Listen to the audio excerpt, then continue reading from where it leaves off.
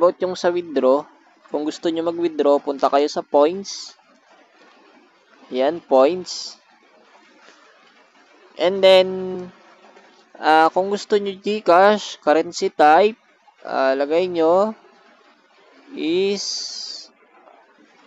Philippines. Yan, Philippines. And then, payment method, GCash or Paymaya. Pili lang po kayo, guys. Yan, GCash. Example, GCash.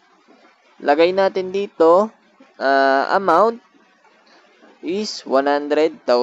Bawal po yung butal. Ayan. And then, ayan, ilalagay mo yung number, pangalan ng GCash, and apelyido. Tapos, withdraw. Ganun lang siya kasimple, guys. Tapos, dadating siya ng 15 to 20 minutes. Okay?